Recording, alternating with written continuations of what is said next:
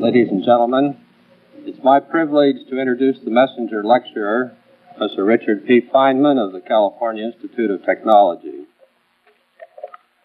Professor Feynman is a distinguished theoretical physicist, and he's done much to bring order out of the confusion which has marked much of the spectacular development in physics during the post-war period. Among his honors and awards, I will mention only the Albert Einstein Award in 1954. This is an award which is made every third year and which includes a gold medal and a substantial sum of money. Professor Feynman did his undergraduate work at MIT and his graduate work at Princeton. He worked on the Manhattan Project at Princeton and later at Los Alamos. He was appointed an assistant professor here at Cornell in 1944, although he did not assume residence until the end of the war. I thought it might be interesting to see what was said about him when he was appointed at Cornell, so I searched the minutes of our Board of Trustees, and there's absolutely no record of his appointment. There are, however, some 20 references to leaves of absence, salary, and promotions. One reference interested me especially. On July 31, 1945, the chairman of the physics department wrote the dean of the Arts College stating that Dr. Feynman is an outstanding teacher and investigator, the equal of whom develops infrequently.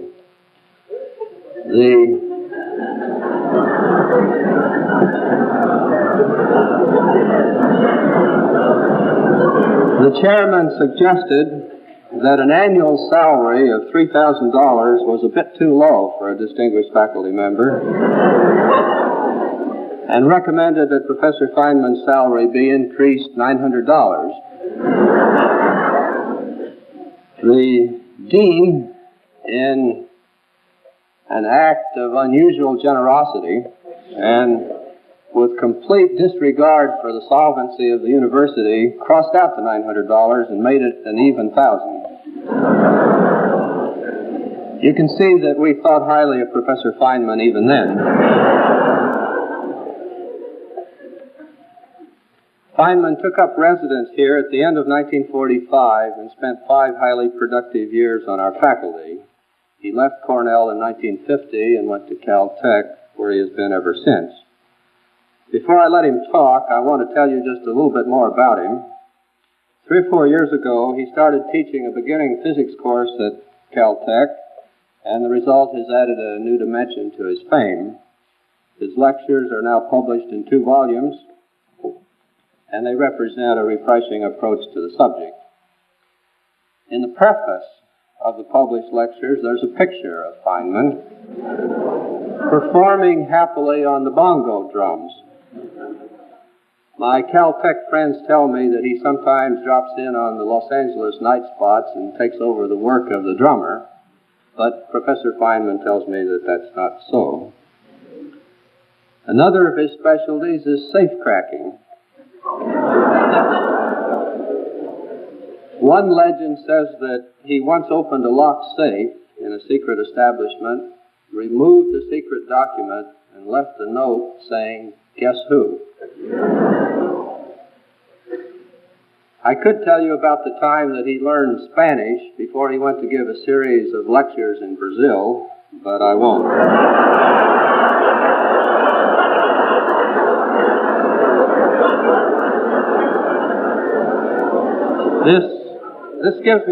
This gives you enough background, I think. So let me say that I'm delighted to welcome Professor Feynman back to Cornell. His general topic is the nature of physical law, and his topic for tonight is the law of gravitation, an example of physical law. Professor Feynman.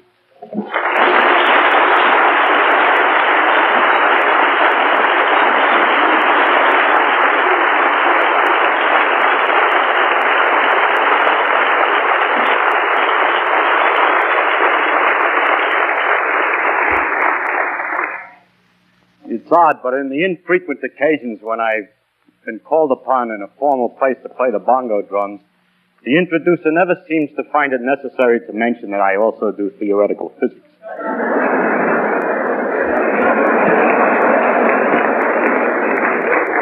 I believe that's probably that we respect the arts more than the sciences. The artists of the Renaissance said that man's main concern should be for man. And yet, there are some other things of interest in the world. Even the artists appreciate sunsets and the ocean waves and the march of the stars across the heavens. And there is some reason then to talk of other things sometimes. As we look into these things, we get an aesthetic pleasure from them directly on observation. But there's also a rhythm and a pattern between the phenomena of nature, which isn't apparent to the eye, but only to the eye of analysis. And it's these rhythms and patterns which we call physical laws.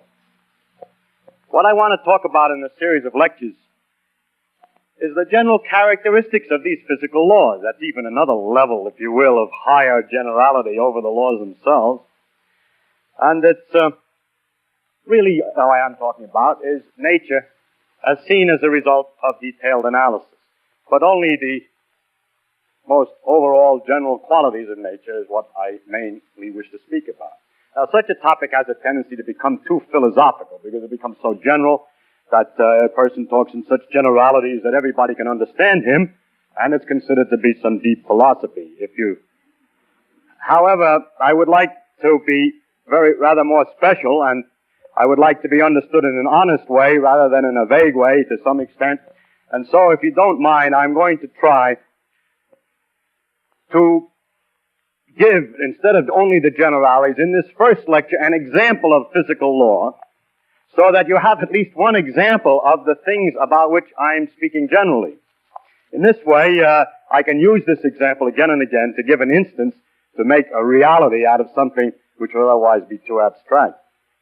Now, I've chosen for my special example of physical law to tell you about the theory of gravitation, or the phenomena of gravity. Why I chose gravity, I don't know. Whatever I chose, you would have asked the same question. Actually, it was one of the first great laws to be discovered, and it has an interesting history. You might say, yes, but then it's old hat. I would like to hear something about science, more modern science. More recent, perhaps, but not more modern. Modern science is exactly in the same tradition as the discoveries of the law of gravitation. It is only more recent discoveries that we would be talking about. And so I do not feel at all bad about telling you of the law of gravitation, because I am, in describing its history and the methods, the character of its discovery and its quality, talking about modern science, completely modern.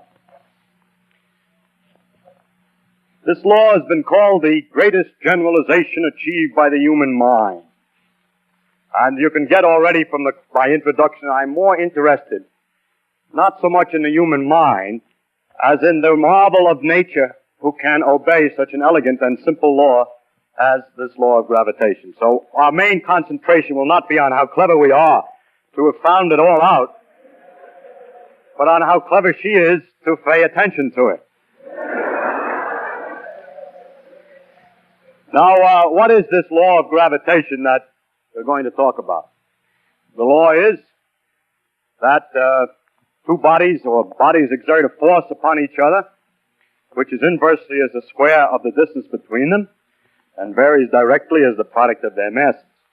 And mathematically, we can write that great law down in the formula, some kind of a constant times the product of the two masses divided by the square of the distance. Now, if I add the remark that a body reacts to a force by accelerating, or by changing its velocity every second, to an extent inversely as its mass. It reacts, changes velocity more if the mass is lower, and so on, inversely as the mass. Then I have said everything about the law of gravitation that needs to be said.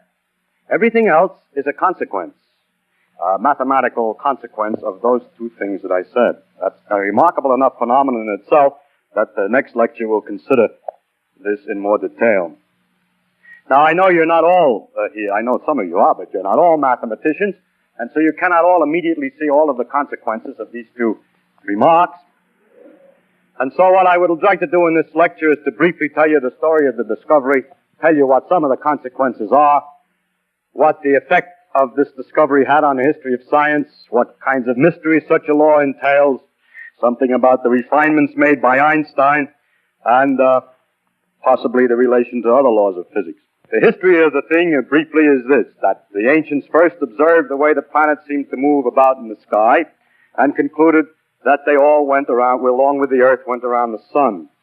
This discovery was later made independently by Copernicus, after they had forgotten, that people had forgotten that it had already been made. Now, the next question that came up to study was exactly how do they go around the sun? That is, exactly what kind of motion? Do they go with the sun at the center of a circle, or do they go in some other kind of a curve? How fast do they move, and so on? And this discovery took longer to make. The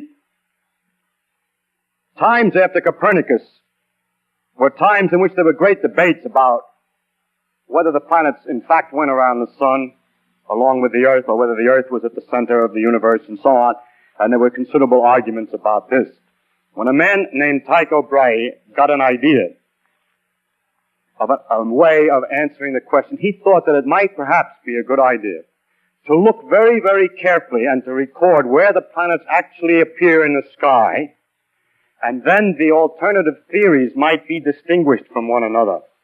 This is the key of modern science and is the beginning of the true understanding of nature.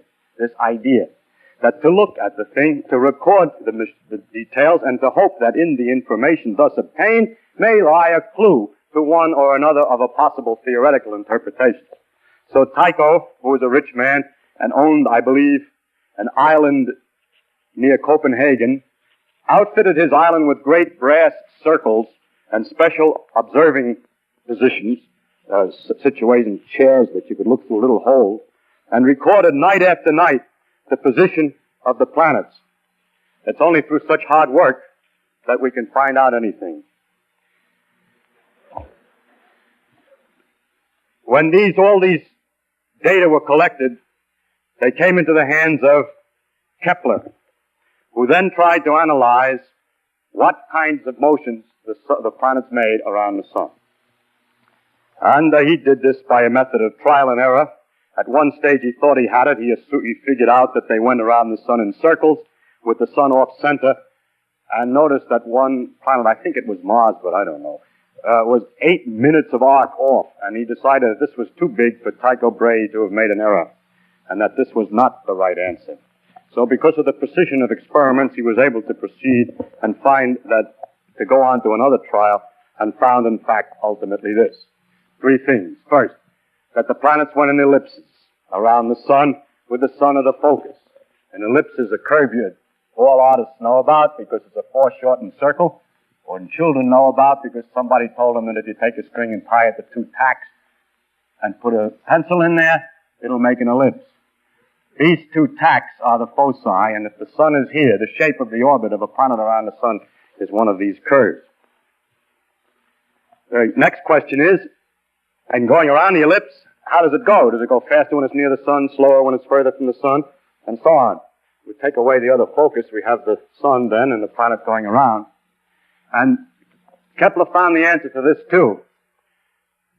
He found this, that if you put the position of the planet down at 2 times separated by some definite time, let's say 3 weeks, and then at another place in the orbit, put the positions of the planets again separated by 3 weeks, and draw lines from the sun to the planet, technically called radius vectors. But anyway, lines from the sun to the planet, then the area that's enclosed in the orbit of the planet and the 2 lines that are separated by the planet's position 3 weeks apart is the same no matter what part of the orbit the thing is on.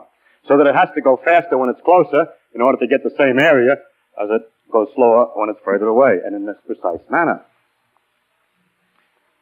Some several years later, he found the 3rd rule, and that had not to do with the exactly motion of a single planet around the sun, but related the various planets to each other. And it said that the times that it took the planet to go all the way around was related to the size of the orbit, and that the times went as the square root of the cube of the size of the orbit, and for the size of the orbit is the diameter all the way across the biggest distance on the ellipse.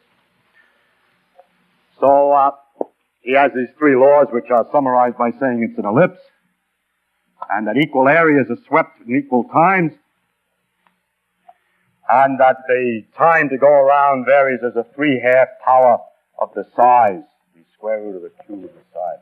So there's three laws of Kepler, which is a very complete description of the motion of the planets around the sun. The next question was, what makes them go around? Well, how can we understand this in more detail? Or is there anything else to say?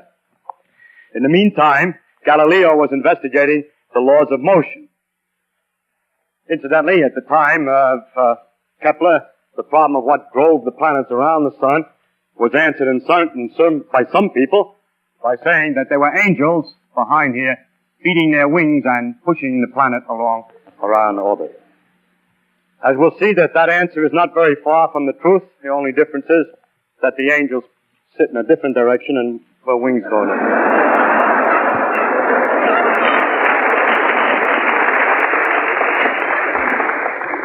But the point that the angels sit in a different direction is the one that I must now come to.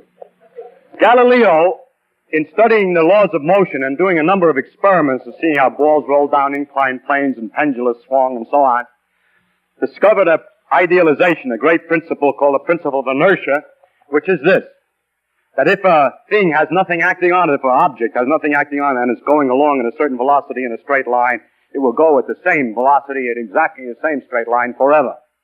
Unbelievable though that may sound to anybody who has tried to make a ball roll forever,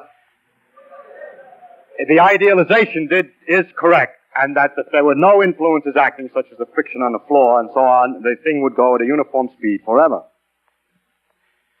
The next point was made by Newton, who discussed the next question, which is, when it doesn't go in a straight line, then what? And he answered this way, that a force is needed to change the velocity in any manner. First, for instance, if you're pushing it in a direction that it moves, it will speed up. If you find that it changes direction, then the force must have been sideways. And that the force can be measured by the product of two effects. First, how much does the velocity change in a small interval of time? How fast is the velocity changing? How much is it accelerating in this direction, or how much is the velocity changing when it changes direction? That's called the acceleration. And when that's multiplied by a coefficient called the mass of an object, or its inertia coefficient, then that together is a force. One can measure for instance, if one has a stone on the end of a string and swings it in a circle over his head, then one can measure, when one finds one has to pull, the reason is that the speed of the velocity, the speed is not changing as it goes around the circle, but it's changing its direction, so there must be perpetually an in-pulling force, and this is proportional to the mass, so that if we were to take two different objects, first swing one, and then swing another one at the same speed around the head and measure the force in the second one, that second one, the new force is bigger than the other force in the proportion that the masses are different. This is a way of measuring the masses, by how hard it is to change the speed. Now, then Newton saw from this that, for instance, to take a simple example, if a planet is going in a circle around the sun, no force is needed to make it go sideways tangentially. If there were no force at all on it, it would have just keep coasting this way. But actually, the planet doesn't keep coasting this way, but finds itself later not out here where it would go if there were no force at all, but further down toward the sun. In other words, its velocity, its motion, has been deflected toward the sun. So what the angels have to do is to beat their wings in toward the sun all the time, that the motion to keep it going in a straight line has no known reason. The reason why things coast forever has never been found out. The law of inertia is no known origin. So the angels don't exist, but the continuation of the motion does. But in order to obtain the falling operation, we do need a force. So it became apparent that the origin of that the force was toward the sun. As a matter of fact, Newton was able to demonstrate that the statement that equal areas are swept in equal times was a direct consequence of the simple idea that all of the changes in velocity are directed exactly to the sun, even in the elliptical case. And maybe I'll have time next time to show you how that works in detail. So from this law, he would confirm the idea that the force is toward the sun. And from knowing how the periods of the different planets vary with the distance away from the sun, it's possible to determine how that force must weaken at different distances, and he was able to determine that the force must vary inversely as the square of the distance. Now, so far, he hasn't said anything.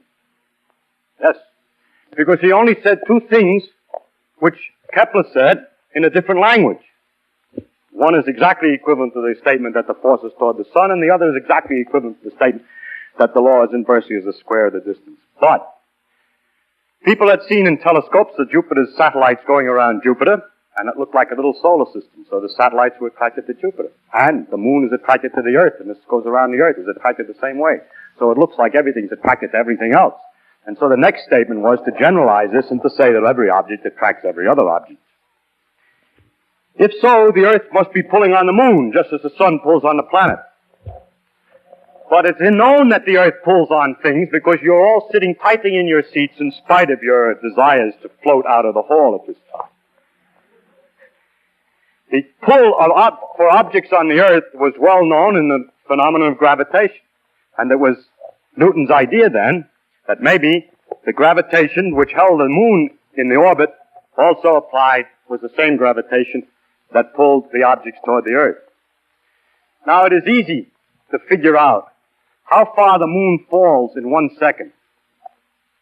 Because if it went in a straight line, you know the size of the orbit, you know it takes a month to go around, and if you figure out how far it goes in 1 second, you can figure out how far the circle of the moon's orbit has fallen below the straight line that it would have been in if it didn't go the way it does go. And this distance is 1/20th of an inch. Now the moon is 60 times as far away from the Earth's center than we are. We're 4,000 miles away from the center, and the moon is 240,000 miles away from the center.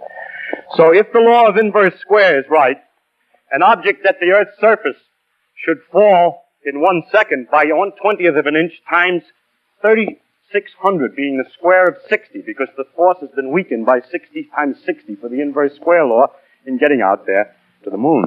And if you multiply a 20th of an inch by 3,600, you get about 16 feet. And lo, it is known already from Galileo's measurements that things fell in 1 second on the Earth's surface by 16 feet. So this meant, you see, that he was on the right track. There was no going back now. Because a new fact that was completely independent previously, which is the period of the moon's orbit and its distance from the Earth, was connected to another fact, which is how long it takes something to fall in 1 second. So this was a dramatic test that everything's all right. Further, he had a lot of other predictions. He was able to calculate what the shape of the orbit should be if the law were the inverse square, and found indeed that it was an ellipse. So he got 3 for 2, as it were. In addition, a number of new phenomena had their obvious explanations. One was the tides. The tides were due to the pull of the moon on the Earth.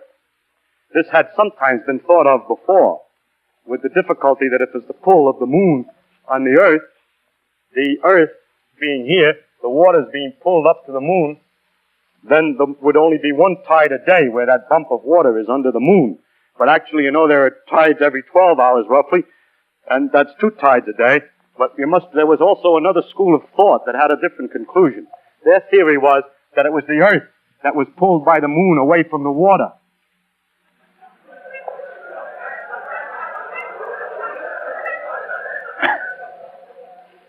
So actually, Newton was the first one to realize what actually was going on. That the force of the moon on the Earth and on the water is the same at the same distance, and that the water here is closer to the moon, and the water here is further from the moon than the Earth. than the rigid Earth, so that the water is pulled more toward the moon here, and here is less toward the moon than the Earth, so that it's a combination of those two pictures that makes double tide. Actually, the Earth does the same trick as the moon. It goes around a circle, really. I mean, the force of the moon on the Earth is balanced, but by what? By the fact that just like the moon goes in a circle to balance the Earth's force, the Earth is also going in a circle. Actually, the center of the circle is somewhere inside the Earth. It's also going in a circle to balance the moon. So the two of them go around a common center here. And if you wish, this water is thrown off by centrifugal force more than the Earth is, and this water is attracted more than the average of the Earth. At any rate, the tides were then explained, and the fact that there were 2 a day. A lot of other things became quite clear. Why the Earth is round, because everything gets pulled in. And why it isn't round, because it's spinning so that the outside gets thrown out a little bit and it balances. And why the sun and moon are round, and so on. Now, as the science developed and measurements were made ever more accurately, the tests of Newton's law became much more stringent. And the first careful tests involved the moons of Jupiter. By careful observations of the way they went around over a long period of time, one could be very careful to check that everything was according to Newton. And turned out not to be the case. The moons of Jupiter appeared to be first get sometimes 8 minutes ahead of time and sometimes 8 minutes behind schedule, where schedule is the calculated values according to Newton's laws. It was noticed that they were ahead of schedule when they were close, when Jupiter was close to the Earth, and behind schedule when it was far away, a rather odd circumstance.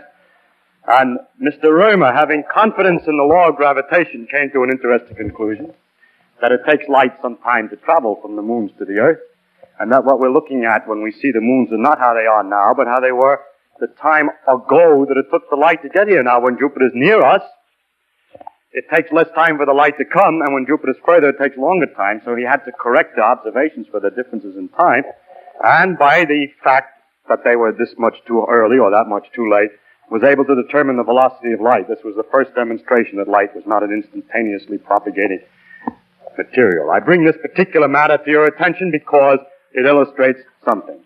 That when a law is right, it can be used to find another one. That by having confidence in this law, if something is the matter, it suggests perhaps some other phenomenon. And if we had not known the law of gravitation, we would have taken much longer to find the speed of light, because we would not have known what to expect of Jupiter's satellites. This process has developed into an avalanche of discoveries. Each new discovery permits the tools for much more discovery, and this is the beginning of that avalanche, which has gone on now for 400 years in a continuous process, and we're still avalanching along at high speed at this time.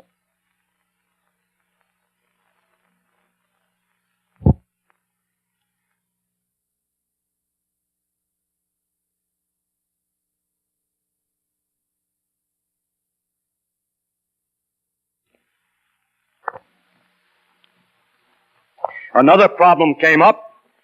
The planets shouldn't really go in ellipses because, according to Newton's laws, they're not attracted only by the sun, but also they pull on each other a little bit, only a little bit, but a little bit is something, and will alter the motion a little bit.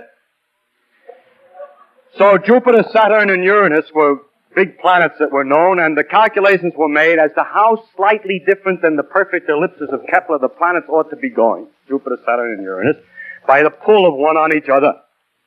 And when they were finished, the calculations, and the observations, it was noticed that Jupiter and Saturn went according to the calculations, but that Uranus was doing something funny. Another opportunity for Newton's laws to be found wanting, but courage.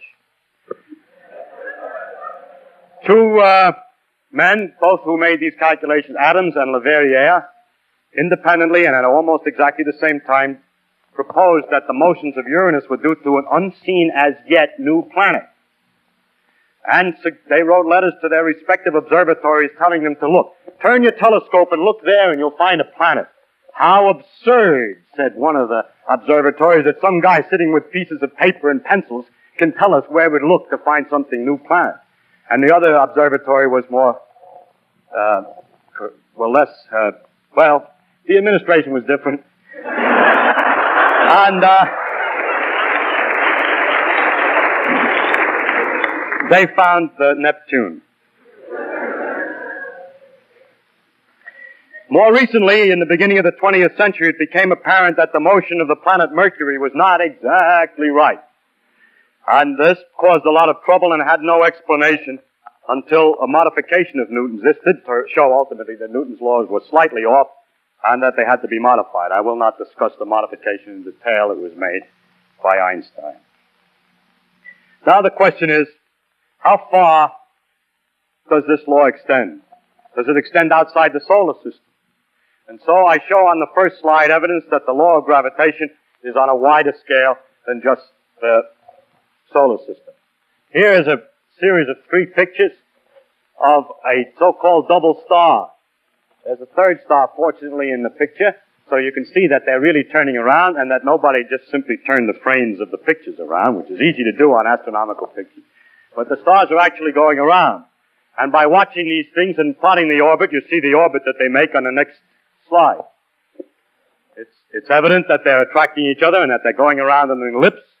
According to the way expected, these are a succession of pictures going for all these different periods of time. I think, yes, it goes around this way.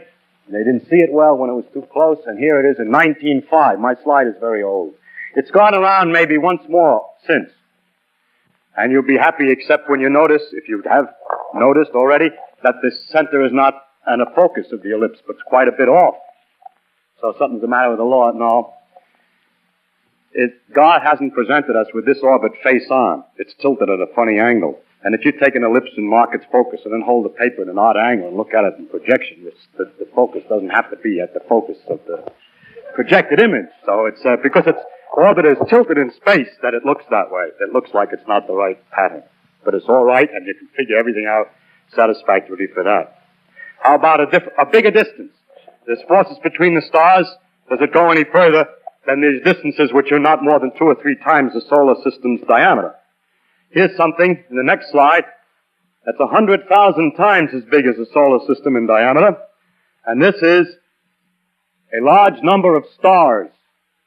Tremendous number of stars. This white spot is not a solid white spot. It's just because of the failure of our instruments to resolve it. But are very, very tiny dots, just like the other stars, well separated from one another, not hitting each other, each one falling through and back and forth through this great globular cluster. It's one of the most beautiful things in the sky, as good as sea waves and sunsets. And the distribution of this material, it's perfectly clear that the thing that holds this together is the gravitational attraction of the stars for each other. And the distribution of the material in the sense of how the stars peter out as you go out in distance permits one to find out roughly what the law is of force between the stars, and of course it comes out right that it is roughly the inverse square. The accuracy of these calculations and measurements is not anywhere near as careful as in the solar system. Onward, as gravity extends still further. This is a little pinpoint inside of a big galaxy, and the next slide shows a typical galaxy. And it's clear that this thing again is held together somehow, and the only candidate that's reasonable is gravitation. But when we get to this size, we haven't any way any longer to check the inverse square law. But there seems to be no doubt that these great agglomerations of stars and so these galaxies, which are 50 to 100,000 light years across, the solar system is, well, from the Earth to the Sun is only 8 light minutes. This is 100,000 light years that the gravity is extending even over these distances. And in the next slide is evidence that it extends even further. Here is what is called a cluster of galaxies. There's a galaxy here and here and here. There are galaxies here. They're all in one lump of galaxies, analogous to the cluster of stars, but this time what's clustered are those big babies that I showed you in this previous slide. Now this is as far as, it's about 1/10, or well, 100th maybe, of the size of the universe, and as far as we have any direct evidence that gravitational forces extend. So the Earth's gravitation, if we take the view, has no edge, as you may read in the newspapers, when the planet gets outside the field of the gravitation. It keeps on going ever weaker and weaker, inversely as the square of the distance, dividing by 4 each time you're twice as far away, until it mingles with the strong fields and gets lost in the confusion of the strong fields of other stars, but altogether with the stars in its neighborhood pulls the other stars to form the galaxy, and all together they pull on other galaxies to make a pattern, a cluster of galaxies. So the Earth's gravitational field never ends, but peters out very slowly in a precise and careful law, probably to the edges of the universe.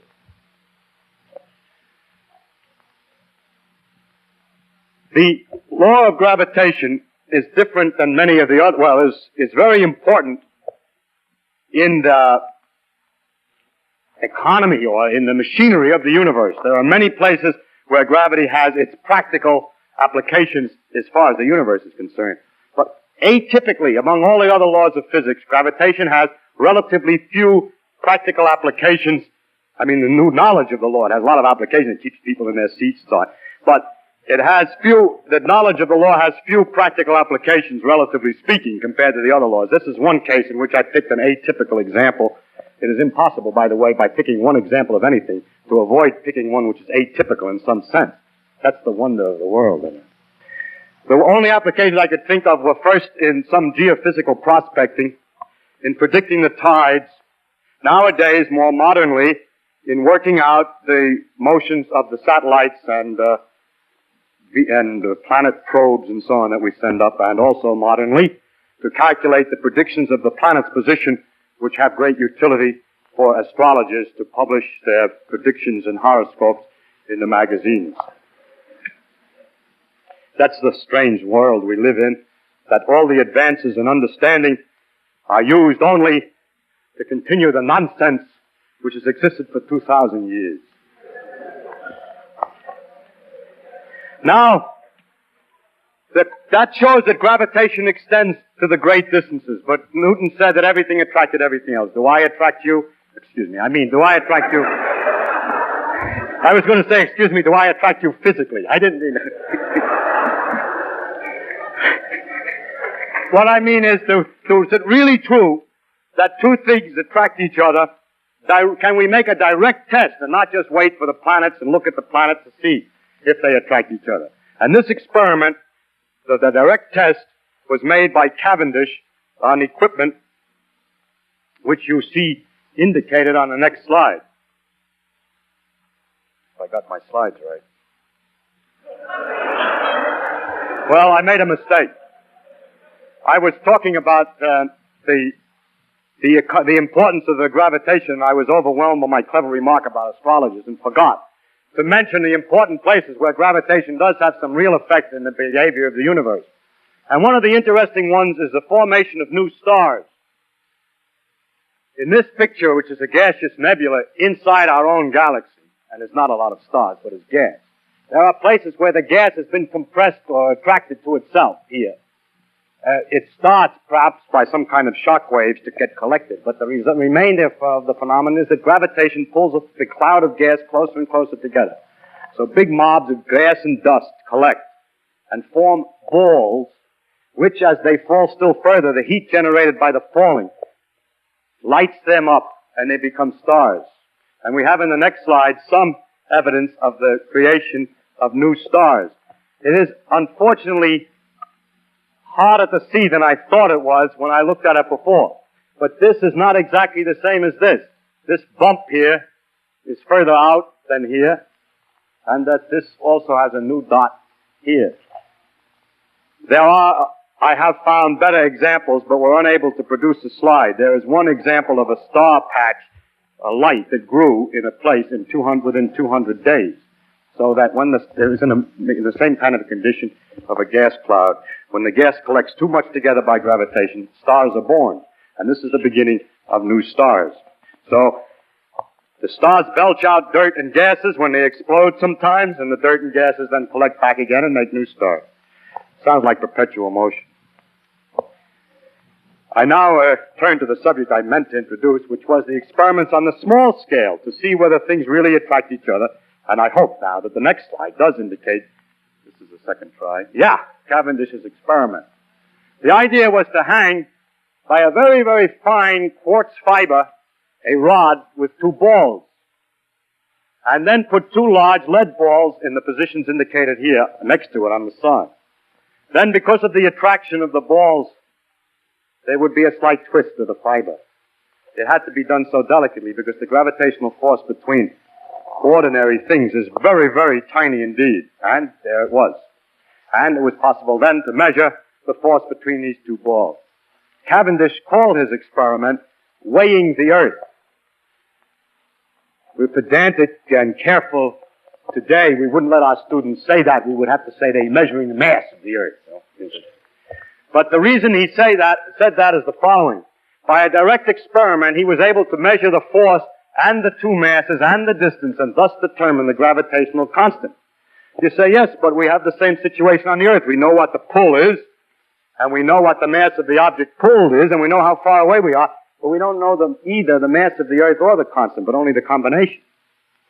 So by measuring the constant and knowing the facts about the pull of the Earth, the mass of the Earth could be determined.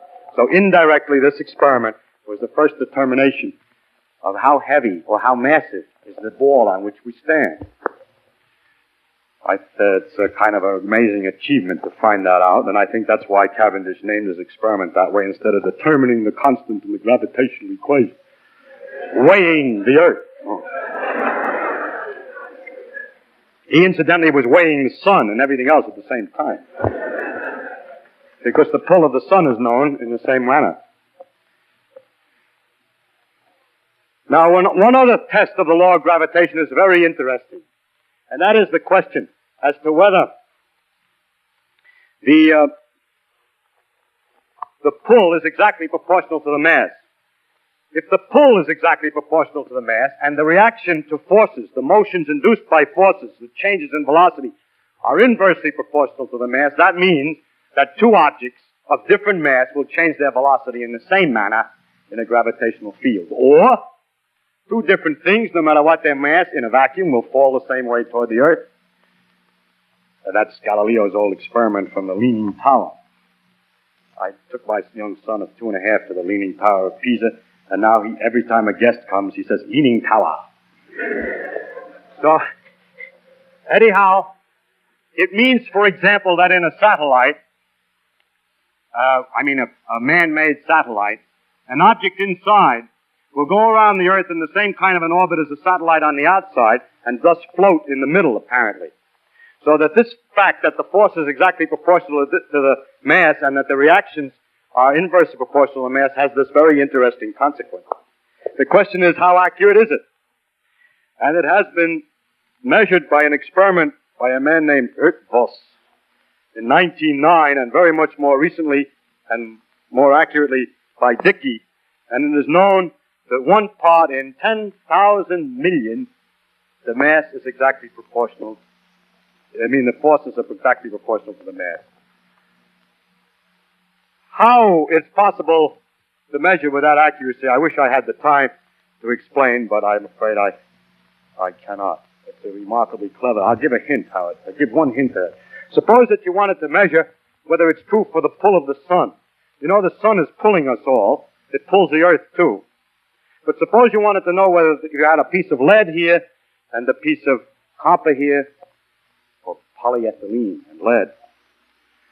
It was first done with sandalwood. Now it's done with polyethylene. Whether the pull is exactly proportional to the inertia. The Earth is going around the sun, so these things are thrown out by inertia. And they're thrown out to the extent that these two objects have inertia. But they're attracted to the sun to the extent that they have mass in the attraction law. So if they're attracted to the sun in a different proportion than they're thrown out by inertia, one will be pulled toward the sun and the other away. And so hanging on another one of those Cavendish quartz fibers, the thing will twist toward the sun. It doesn't twist to this accuracy, so we know that the sun's attraction for these two objects is exactly proportional to their centrifugal effect, which is inertia. So the force of attraction on an object is exactly proportional to its coefficient of inertia. In other words, its mass.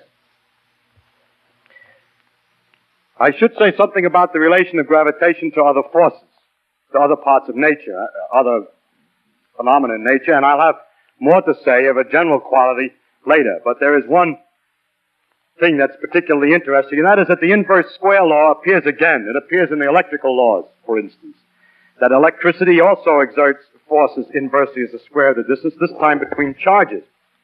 And one thinks perhaps inverse square of the distance has some deep significance, Maybe gravity and electricity are different aspects of the same thing. No one has ever succeeded in making gravity and electricity different aspects of the same thing. Today, our theories of physics, the laws of physics, are a multitude of different parts and pieces that don't fit together very well. We don't understand the one exactly in terms of the other. We don't have one structure from which all is deduced. We have several pieces that don't quite fit exactly yet. And that's the reason why in these lectures, instead of having the ability to tell you what the law of physics is, I have to talk about the things that are common to the various laws, because we don't understand the connection between them. But what's very strange is that there are certain things that are the same in both. But now let's look again at the law of electricity. The law goes inversely as the square of the distance. But the thing that is remarkable is the tremendous difference in the strength of the electrical and gravitational laws. People who want to make electricity and gravitation out of the same thing will find that electricity is so much more powerful than gravity that it's hard to believe they could both have the same origin. Now, how can I say one thing is more powerful than another? It depends upon how much charge you have and how much mass you have. I'm certainly, you can't talk about how strong gravity is by saying I take a lump of such and such a size, because you chose the size. If we try to get something that nature produces her own pure number that has nothing to do with inches or years or anything to do with our own dimensions, we can do it this way. If we take the fundamental particles, such as an electron, any different ones will give different numbers, but to get an idea of the number, take electrons. 2 electrons, a fundamental particle. It's an object. It's not something I don't have to tell you what units I measure in. It's 2 particles that are fundamental particles. And they repel each other inversely as the square of the distance due to electricity. And they attract each other inversely as the square of the distance due to gravitation. Question: what is the ratio of the gravitational force to the electrical force? And that is illustrated on the next slide. The ratio of the gravitational attraction to the electrical repulsion is given by a number with 42 digits. And goes off here. This is written very carefully out, so that's 42 digits. Now, therein lies a very deep mystery. Where could such a tremendous number come from? That means if you ever had a theory from which both of these things are to come, how could they come in such disproportion? From what equation has a solution which has, for one, 2 kinds of forces, an attraction and a repulsion, with that fantastic ratio? People have looked for such a large ratio in other places. They're looking for a large number. They hope, for example, that there's another large number. And if you want a large number, why not take the diameter of the universe to the diameter of a proton? Amazingly enough, it also is a number with 42 digits. And so an interesting proposal is made that this ratio is the same as the ratio of the size of the universe to the diameter of a proton. But the universe is expanding with time. And that would mean the gravitational constant is changing with time. And although that's a possibility, there's no evidence to indicate that it's in fact true, and there are several difficulties, partial indications that it doesn't, that the gravitational constant has not changed in that way. So this tremendous number remains a mystery. I must say, to finish about the theory of gravitation, 2 more things. One is that Einstein had to modify the laws of gravitation in accordance to with his principles of relativity. The first was, one of the principles was that effects cannot occur instantaneously, while Newton's theory said that the force was instantaneous. He has to modify Newton's laws. They have very small effects, these modifications. One of them is, all masses fall.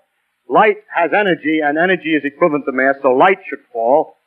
And it should mean that light going near the sun is deflected. It is. And also the force of gravitation is slightly modified in his theory, so that the law is slightly changed, very, very slightly, and it is just the right amount to account for the slight discrepancy that was found in the movement of Mercury. Finally, with connection to the laws of physics on a small scale, we have found that the behavior of matter on a small scale obeys laws so different, very different than things on a large scale. And so the question is, well, how does gravity look on a small scale? What is called the quantum theory of gravity? There is no quantum theory of gravity today. People have not succeeded completely in making a theory which is consistent with the uncertainty principles and the quantum mechanical principles. I'll discuss these principles in another lecture. Now, finally, you will say to me, Yes, you told us what happens, but what is this gravity? Where does it come from, and what is it? Do you mean to tell me that the planet looks at the sun, sees how far it is, takes the inverse of the square of the distance, and then decides to move in accordance with that law and move? In other words, although I've stated a mathematical law, I haven't given you no clue as to the mechanism. I will discuss the possibility of doing this in the next lecture, which is the relation of mathematics to physics. But finally, in this lecture, I would like to remark just at the end here, to emphasize some characteristics that the gravity has in common with the other laws that we have mentioned as we passed along. The first is that it's mathematical in its expression. The others are that way too. We'll discuss that next time. Second, it's not exact. Einstein had to modify it. We know it isn't quite right yet because they have to put the quantum theory in. That's the same with all our other laws. They're not exact. There's always an edge of mystery. There's always a place that we have some fiddling around to do yet. That, of course, is not a property, probably not a property. It may or may not be a property of nature, but it certainly is common with all the laws as we know them today. It may be only a lack of knowledge. But the most impressive fact is that gravity is simple. It is simple to state the principle completely and have not left any vagueness for anybody to change the ideas about. It's simple and therefore it's beautiful. It's simple in its pattern. I don't mean it's simple in its action. The motions of the various planets and the perturbations of one on another can be quite complicated to work out. Or to follow how all those stars in the globular cluster move is quite beyond our ability. It's complicated in its actions, but not in the basic pattern or the system underneath the whole thing. That's a simple thing. That's common in all our laws. They all turn out to be simple things, although complex in their actual actions. Finally comes the universality of the gravitational law, the fact that it extends over such enormous distances. That Newton, in his mind worrying about the solar system, was able to predict what would happen in an experiment of Cavendish, where Cavendish's little model of the solar system, the two balls attracting, has to be expanded 10 million times to become the solar system. And then 10 million times expanded once again, and we find the galaxies attracting each other by exactly the same law. Nature uses only the longest threads to weave her patterns, so that each small piece of her fabric reveals the organization of the entire tapestry. Thank you.